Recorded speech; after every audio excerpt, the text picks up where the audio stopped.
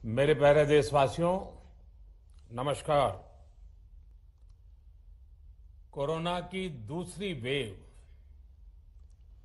और दूसरी वेव से हम भारतवासियों की लड़ाई जारी है। दुनिया के अनेक देशों की तरह भारत भी इस लड़ाई के दौरान बहुत बड़ी पीड़ा से गुजरा है। हम में से कई लोगों ने अपने परिजनों को, अपने परिचितों को खोया है।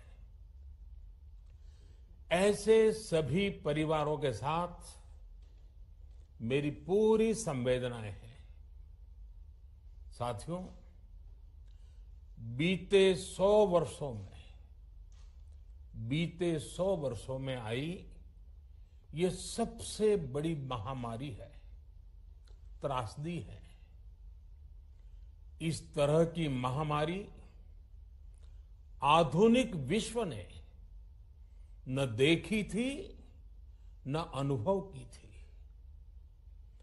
इतनी बड़ी वैश्विक महामारी से हमारा देश कई मोर्चों पर एक साथ लड़ा है। कोविड अस्पताल बनाने से लेकर आईसीयू बेड्स की संख्या बढ़ानी हो, भारत में वेंटिलेटर बनाने से लेकर टेस्टिंग लैब्स का एक बहुत बड़ा नेटवर्क तैयार करना हो, कोविड से लड़ने के लिए बीते 1.25 साल में ही देश में एक नया हेल्थ इंफ्रास्ट्रक्चर तैयार किया गया है। सेकंड वेव के दौरान अप्रैल और मई के महीने में भारत में मेडिकल ऑक्सीजन की डिमांड कल्पनीय रूप से बढ़ गई थी। भारत के इतिहास में कभी भी इतनी मात्रा में मेडिकल ऑक्सीजन की जरूरत कभी भी महसूस नहीं की गई। इस जरूरत को पूरा करने के लिए युद्ध स्तर पर काम किया गया। सरकार के सभी तंत्र लगे। ऑक्सीजन रेल चलाई गई, एयरफोर्स के विमानों को लगाया गया, नौसेना को लगाया गया। बहुत ही कम समय में लिक्विड मेडिकल ऑक्सीजन के प्रोडक्शन में 10 गुना से ज्यादा बढ़ाया गया। दुनिया के हर कोने से, जहां कहीं से भी जो कुछ भी उपलब्ध हो सकता था, उसको प्राप्त करने का भरसक प्रयास किया गया, लाया गया। इसी तरह जरूरी दवाओं के प्रोडक्शन को कई गुना बढ़ाया गया। विदेशों में जहां भी दवाइयां उपलब्ध हो, वहां से उन्हें लाने में कोई कोर कसर बाकी नहीं छोड़ी गई। साथियों, कोरोना जैसे अदृश्य और रूप बदलने वाले दुश्मन के खिलाफ लड़ाई में सबसे प्रभावी हथियार कोविड प्रोटोकॉल है। मास्क, 2 गज की दूरी और बाकी सारी सावधानियां, उसका पालन ही है। इस लड़ाई में वैक्सीन हमारे लिए सुरक्षा कवच की तरह है। आज पूरे विश्व में वैक्सीन के लिए जो मांग है, उसकी तुलना में उत्पादन करने वाले देश और वैक्सीन बनाने वाली कंपनियां बहुत कम है, इन्हीं गिनी हैं। कल्पना करिए कि अभी हमारे पास भारत में बनी वैक्सीन नहीं होती तो आज भारत जैसे विशाल देश में क्या होता। आप पिछले 50-60 साल का इतिहास देखेंगे तो पता चलेगा कि भारत को विदेशों से वैक्सीन प्राप्त करने में दशकों लग जाते थे। विदेशों में वैक्सीन का काम पूरा हो जाता था, तब भी हमारे देश में वैक्सीनेशन का काम शुरू भी नहीं हो पाता था। पोलियो की वैक्सीन हो, स्मॉल पॉक्स, जहां गांव में हम उसको चेचक कहते हैं, चेचक की वैक्सीन हो, हेपेटाइटिस बी की वैक्सीन हो, इनके लिए देशवासियों ने दशकों तक इंतजार किया था। जब 2014 में देशवासियों ने हमें सेवा का अवसर दिया, तो भारत में वैक्सीनेशन का कवरेज 2014 में भारत में वैक्सीनेशन का कवरेज सिर्फ 60% के आसपास था, 60% के आसपास था। और हमारी दृष्टि में ये बहुत चिंता की बात थी। जिस रफ्तार से भारत का टीकाकरण कार्यक्रम चल रहा था, उस रफ्तार से देश को 100% टीकाकरण कवरेज का लक्ष्य हासिल करने में करीब करीब 40 साल लग जाते हैं। हमने इस समस्या के समाधान के लिए मिशन इंद्रधनुष को लॉन्च किया। हमने तय किया कि मिशन इंद्रधनुष के माध्यम से युद्ध स्तर पर वैक्सीनेशन किया जाएगा और देश में जिसको भी वैक्सीनेशन की जरूरत है उसे वैक्सीन देने का प्रयास होगा। हमने मिशन मोड में काम किया और सिर्फ 5-6 साल में ही वैक्सीनेशन कवरेज 60% से बढ़कर 90% से भी ज्यादा हो गई।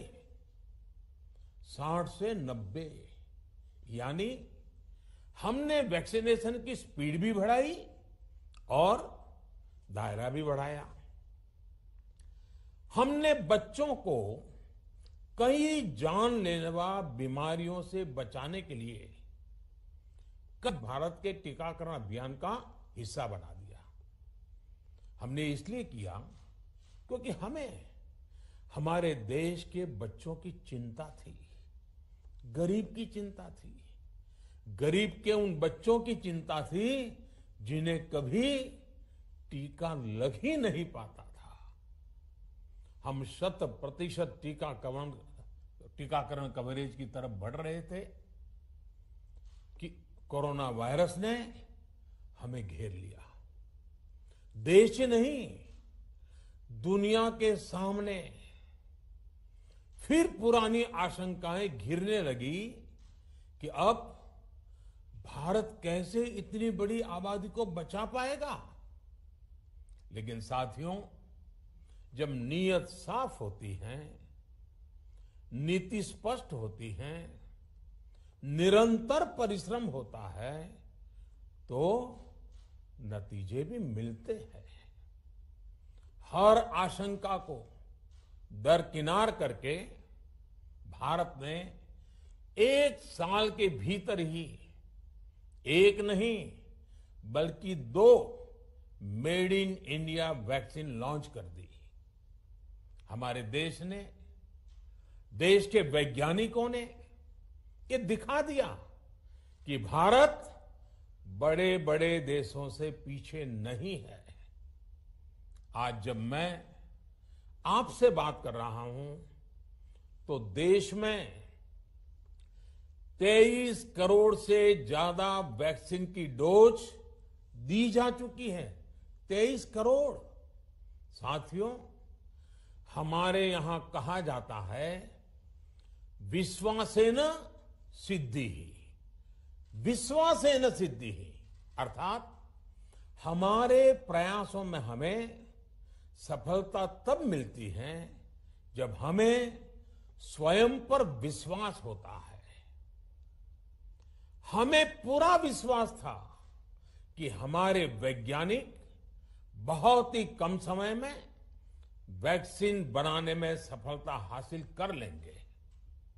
इसी विश्वास के चलते जब हमारे वैज्ञानिक अपना रिसर्च वर्क कर ही रहे थे, तभी हमने लॉजिस्टिक्स और दूसरी तैयारियां शुरू कर दी थी। आप सब भली भांति जानते हैं कि पिछले साल यानी 1 साल पहले, पिछले साल अप्रैल में जब कोरोना के कुछ ही हजार केस थे, उसी समय वैक्सीन टास्क फोर्स का गठन कर दिया गया था। भारत के लिए वैक्सीन बनाने वाली कंपनियों को सरकार ने हर तरह से सपोर्ट किया। वैक्सीन निर्माताओं को क्लिनिकल ट्रायल में मदद की गई, रिसर्च और डेवलपमेंट के लिए जरूरी फंड दिया गया। हर स्तर पर सरकार उनके साथ कंधे से कंधा मिलाकर चली। आत्मनिर्भर भारत पैकेज के तहत मिशन कोविड सुरक्षा के माध्यम से भी उन्हें हजारों करोड़ रुपए उपलब्ध कराए गए। पिछले काफी समय से देश लगातार जो प्रयास और परिश्रम कर रहा है, उससे आने वाले दिनों में वैक्सीन की सप्लाई और भी ज्यादा बढ़ने वाली है। आज देश में 7 कंपनियां विभिन्न प्रकार की वैक्सीन का प्रोडक्शन कर रही है। 3 और वैक्सीन का ट्रायल भी एडवांस स्टेज पे चल रहा है। वैक्सीन की उपलब्धता बढ़ाने के लिए दूसरे देशों की कंपनियों से भी वैक्सीन खरीदने की प्रक्रिया को तेज किया गया है। इधर हाल के दिनों में कुछ एक्सपर्ट्स द्वारा हमारे बच्चों को लेकर भी चिंता जताई गई है। इस दिशा में भी 2 वैक्सीन का ट्रायल तेजी से चल रहा है। इसके अलावा अभी देश में एक नेजल वैक्सीन पर भी रिसर्च जारी है। इसे सिरिंज से न देकर नाक में स्प्रे किया जाएगा। देश को अगर निकट भविष्य में इस वैक्सीन पर सफलता मिलती है, तो इससे भारत के वैक्सीन अभियान में और ज्यादा तेजी आएगी। साथियों, इतने कम समय में वैक्सीन बनाना अपने आप में पूरी मानवता के लिए बहुत बड़ी उपलब्धि है, लेकिन इसकी अपनी सीमाएं भी हैं। वैक्सीन बनने के बाद भी दुनिया के बहुत कम देशों में वैक्सीनेशन प्रारंभ हुआ और ज्यादातर समृद्ध देशों में ही शुरू हुआ।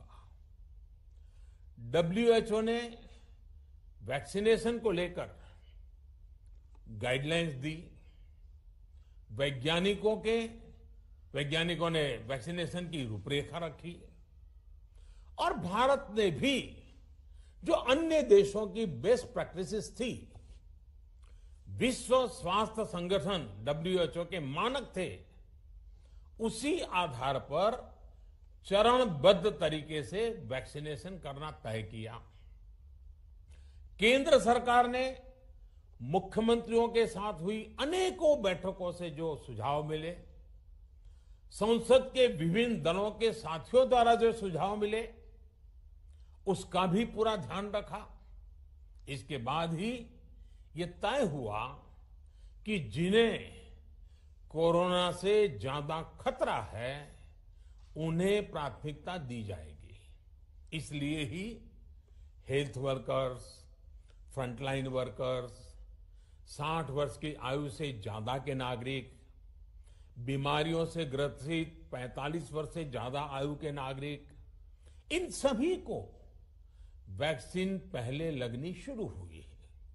आप कल्पना कर सकते हैं कि अगर कोरोना की दूसरी वेव से पहले हमारे फ्रंटलाइन वर्कर्स को वैक्सीन नहीं लगी होती तो क्या होता।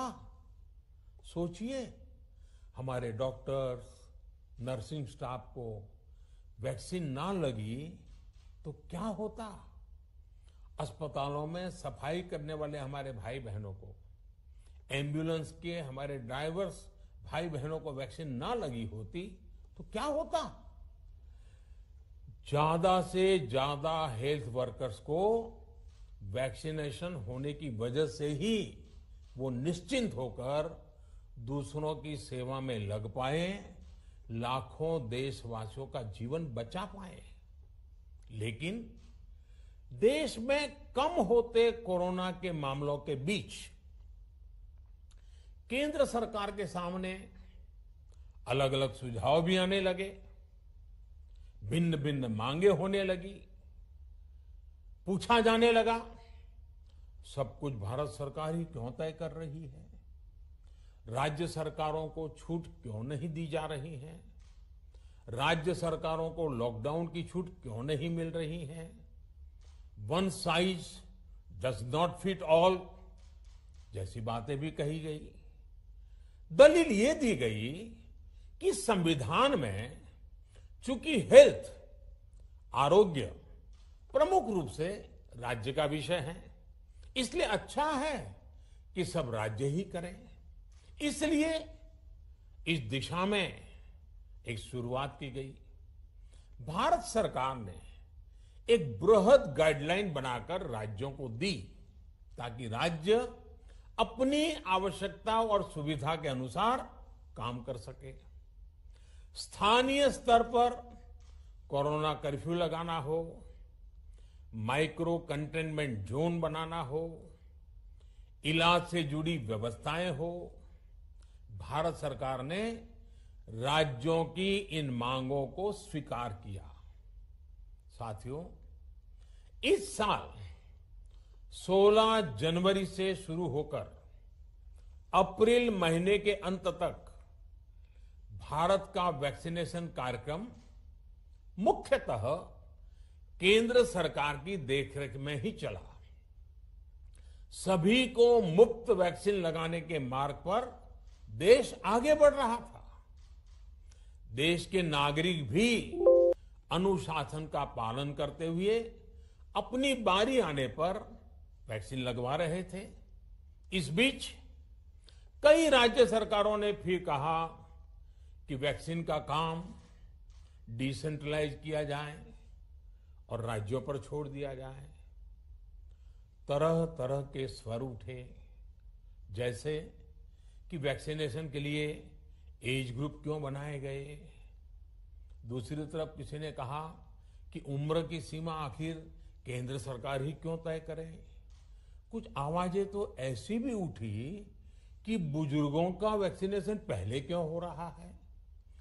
भांति भांति के दबाव भी बनाए गए।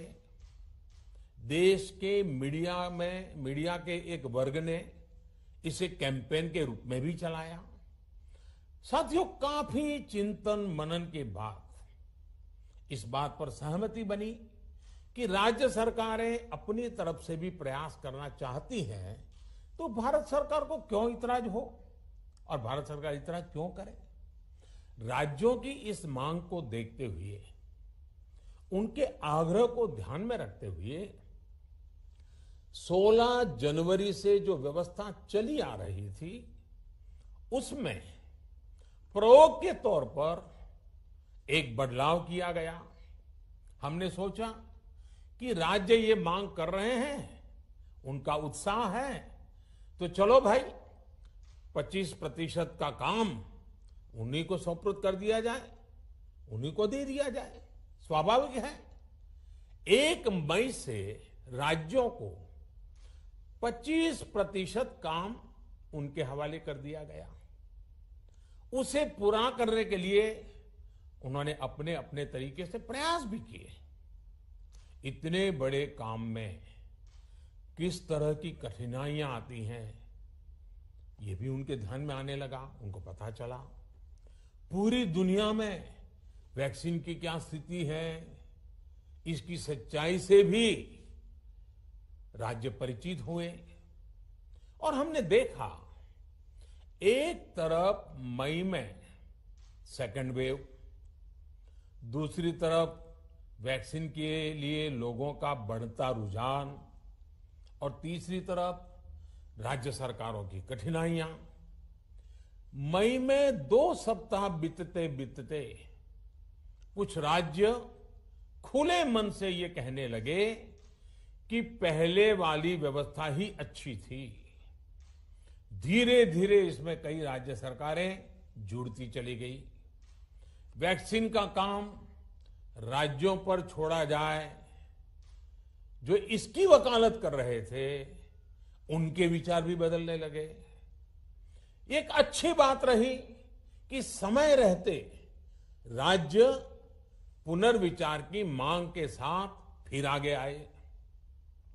राज्यों की इस मांग पर हमने भी सोचा कि देशवासियों को तकलीफ ना हो, सुचारू रूप से उनका वैक्सीनेशन हो।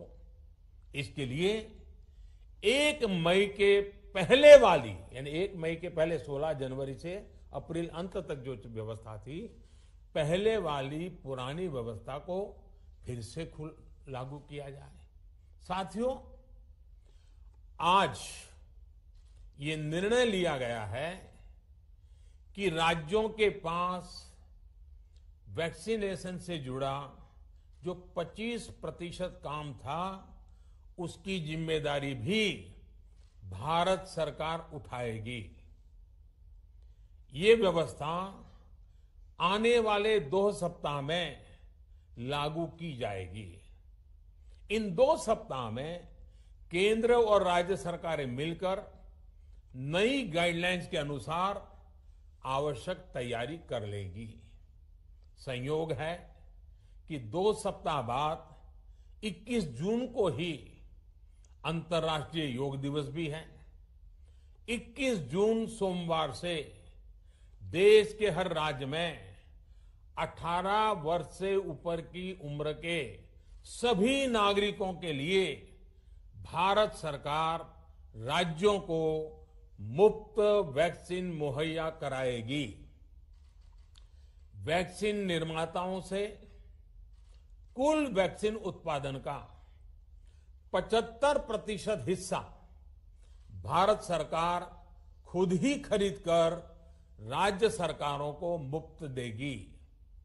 यानी देश की किसी भी राज्य सरकार को वैक्सीन पर कुछ भी खर्च नहीं करना होगा।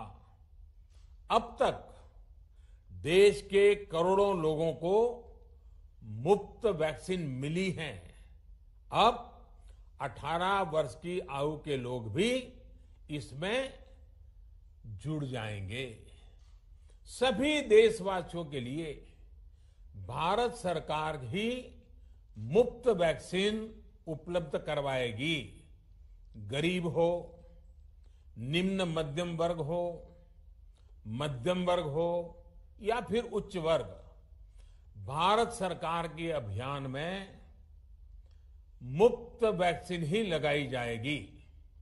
हां, जो व्यक्ति मुफ्त में वैक्सीन नहीं लगवाना चाहते, प्राइवेट अस्पताल में वैक्सीन लगवाना चाहते हैं, उनका भी ध्यान रखा गया है। देश में बन रही वैक्सीन में से 25% प्राइवेट सेक्टर के अस्पताल सीधे ले पाए, ये व्यवस्था जारी रहेगी। प्राइवेट अस्पताल वैक्सीन की निर्धारित कीमत के उपरांत एक डोज पर अधिकतम 150 रुपये ही सर्विस चार्ज ले सकेंगे। इसकी निगरानी करने का काम राज्य सरकारों के पास ही रहेगा। साथियों, हमारे शास्त्रों में कहा गया है, प्राप्य आपदम न व्यथते कदाचित। उद्योगम अनु इच्छति चा प्रमत्तः, अर्थात विजेता आपदा आने पर उससे परेशान होकर हार नहीं मानते, बल्कि उद्यम करते हैं, परिश्रम करते हैं और परिस्थिति पर जीत हासिल करते हैं। कोरोना से लड़ाई में 130 करोड़ से अधिक भारतीयों ने अभी तक की यात्रा आपसी सहयोग, दिन रात मेहनत करके तय की है। आगे भी हमारा रास्ता हमारे श्रम और सहयोग से ही मजबूत होगा। हम वैक्सीन प्राप्त करने की गति भी बढ़ाएंगे और वैक्सीनेशन अभियान को भी और गति देंगे।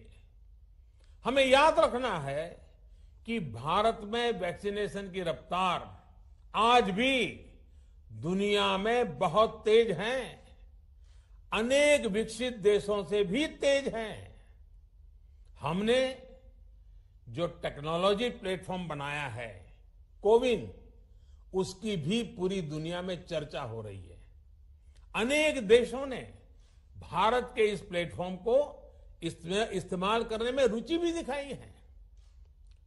हम सब देख रहे हैं कि वैक्सीन की एक एक डोज कितनी महत्वपूर्ण है।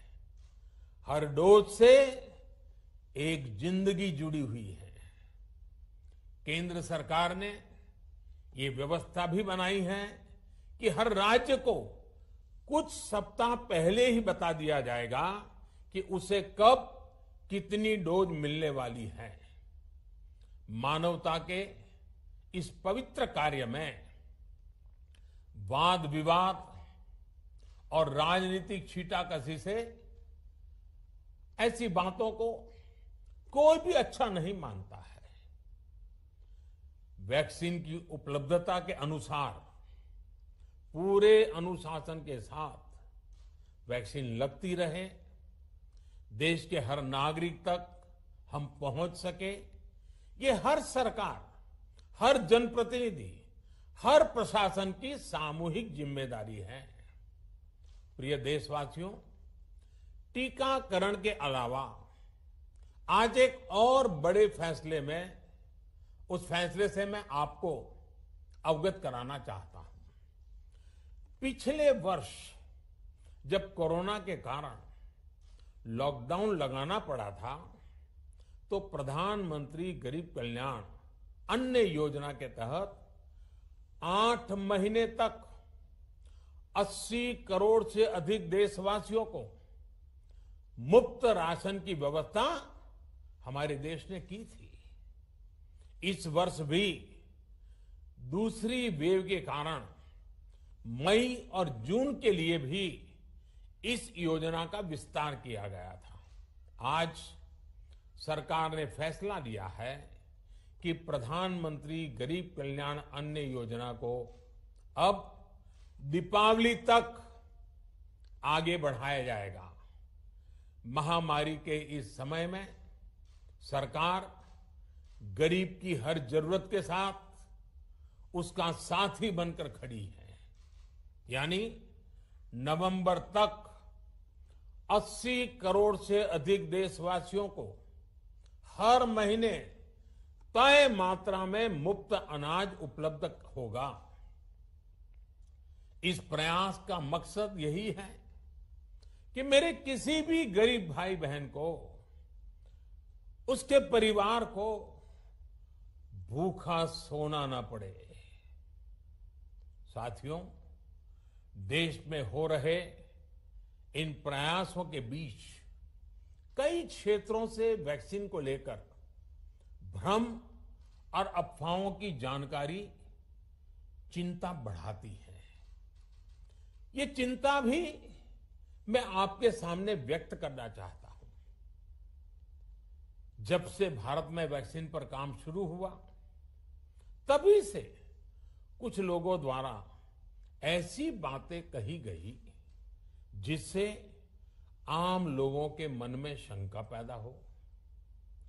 कोशिश ये भी हुई कि भारत के वैक्सीन निर्माताओं का हौसला पस्त पड़ जाए और उनके सामने अनेक प्रकार की बाधाएं आए। जब भारत की वैक्सीन आई तो अनेक माध्यमों से शंका आशंका को और बढ़ाया गया। वैक्सीन न लगवाने के लिए भांति भांति के तर्क प्रचारित किए गए। इन्हें भी देश देख रहा है। जो लोग वैक्सीन को लेकर आशंका पैदा कर रहे हैं, अफवाहें फैला रहे हैं, वो भोले भाले भाई बहनों के जीवन के साथ बहुत बड़ा खिलवाड़ कर रहे हैं। ऐसी अफवाहों से सतर्क रहने की जरूरत है।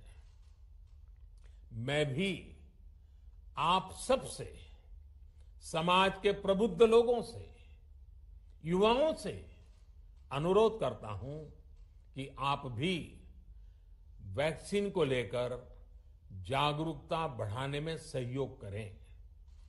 अभी कई जगहों पर कोरोना कर्फ्यू में ढील दी जा रही है, लेकिन इसका मतलब ये नहीं कि हमारे बीच से कोरोना चला गया है।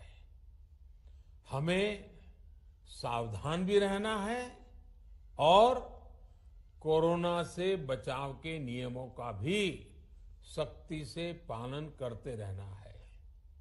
मुझे पूरा विश्वास है हम सब कोरोना से इस जंग में जीतेंगे। भारत कोरोना से जीतेगा। इन्हीं शुभकामनाओं के साथ आप सभी देशवासियों का बहुत बहुत धन्यवाद।